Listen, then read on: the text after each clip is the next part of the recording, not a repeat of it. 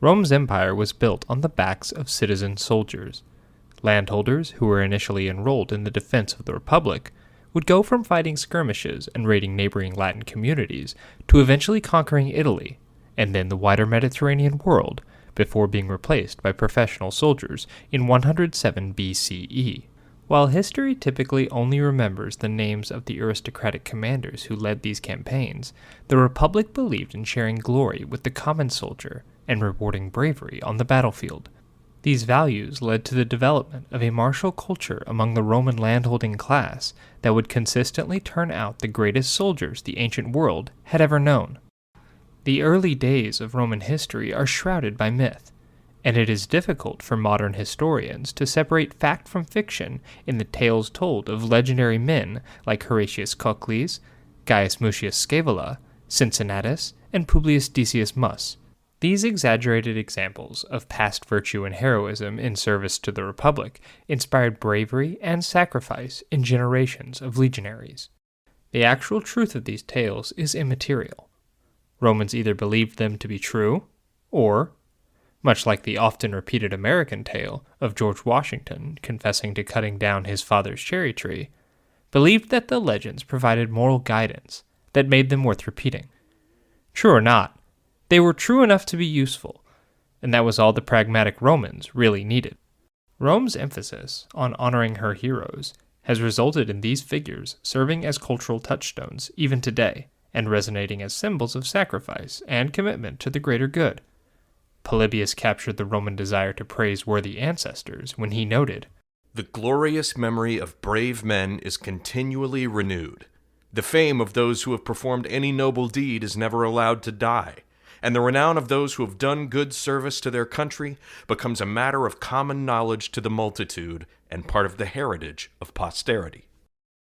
The Roman Republic was in many ways a perpetually backward-looking state, always concerned about living up to the standards set by their glorious forebears, and recapturing an elusive past golden age which likely never existed.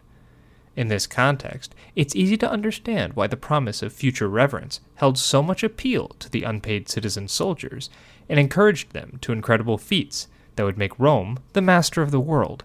But the Romans did not rely on the promise of future reverence alone to spur soldiers toward battlefield heroics.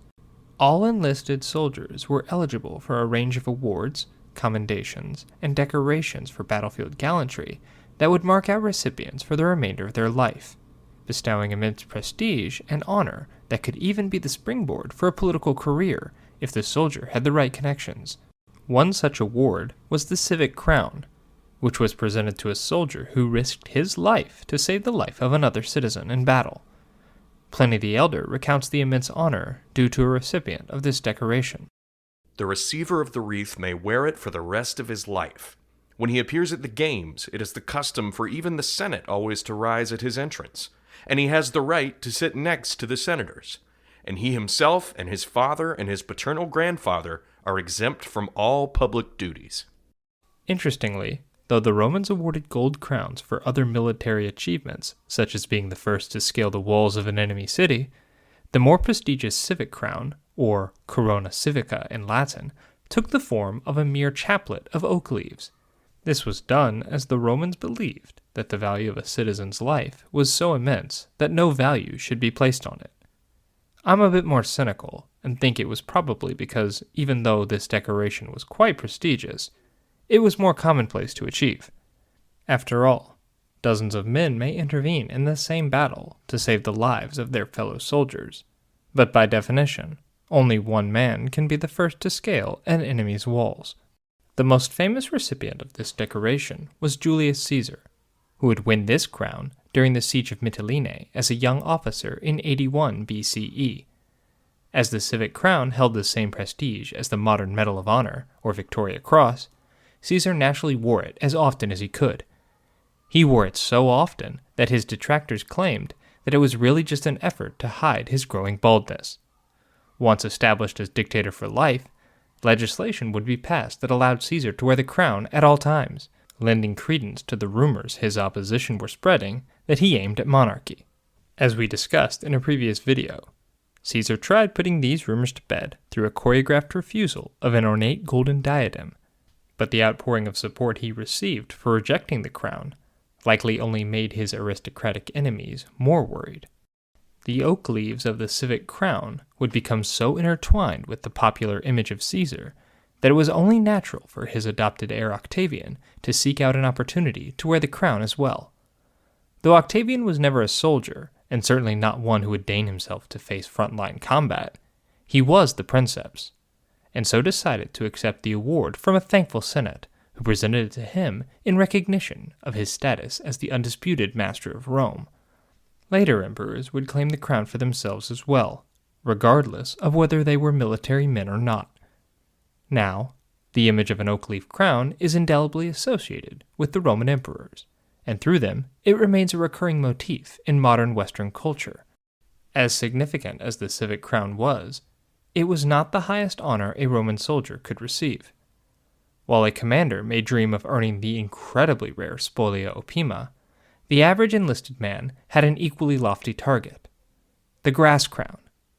This decoration, known in Latin as the corona graminia, was presented to any soldier or officer who saved an entire Roman army from destruction. We have just spoken of the immense honor and prestige that a Roman soldier received for saving the life of a single citizen. Now imagine the glory heaped on a man who saved entire legions from destruction. An alternate name for this award is the blockade crown, or corona obsidianalis, indicating that it was typically earned through actions which broke an encirclement. Pliny tells us that the grass crown was never conferred except at a crisis of extreme desperation, never voted except by the acclamation of the whole army, and never to anyone but to him who had been its preserver. If we are to regard as a glorious and hallowed reward the civic crown, presented for preserving the life of a single citizen, and him, perhaps, of the very humblest rank, what, pray, ought to be thought of a whole army being saved and indebted for its preservation to the valor of a single individual? According to Pliny, only 8 men ever earned the grass crown for battlefield valor, and the list reads like a hall of fame for leading figures in Roman military history. It includes the aforementioned Publius Decius Mus, as well as Fabius Maximus, Scipio Aemilianus, Sulla, and Sertorius.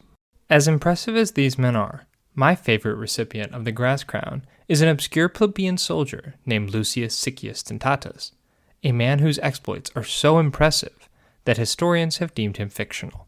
Reputed to have fought victoriously in 120 battles and earned an astounding 14 civic crowns, Dentatus won 8 bouts of single combat and had 45 scars on the front of his body, but importantly, none on his back. His heroics earned him the nickname of Roman Achilles from the historian Aulus Gellius. Dentatus would earn the grass crown in 455 BCE for single-handedly capturing the camp of the Equi, which broke a critical stalemate in the battle and allowed the Romans to rout the fleeing tribesmen. The popular hero would then enter politics and won election as tribune of the plebs, though the stories all end with his murder at the hands of oligarchic forces. There is clearly mythic embellishment throughout the accounts, but it is not so far-fetched to suppose that a plebeian war hero would enter politics on the back of such momentous achievement and find such popularity that the oligarchs decided to do away with him. Roman history is replete with tales of reformers finding early graves, and the tall tales that sprung up around Dentatus could simply be a result of popular remembrance of the man growing more and more with each passing generation. Because the grass crown represented such immense prestige, it should come as no surprise that during the Principate, Augustus could not resist adding this honor to his list of accolades. He was presented with the grass crown by the docile Senate, despite the fact that he had outsourced all military strategy to the infinitely more capable Marcus Agrippa.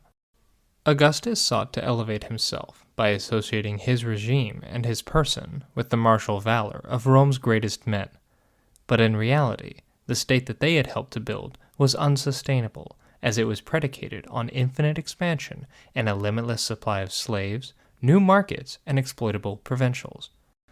Fearful of concentrating power in the hands of any legionary commander that could one day turn against him, Augustus virtually ended the expansionary campaigns that had seen the Republic grow exponentially in size and wealth over the past 200 years.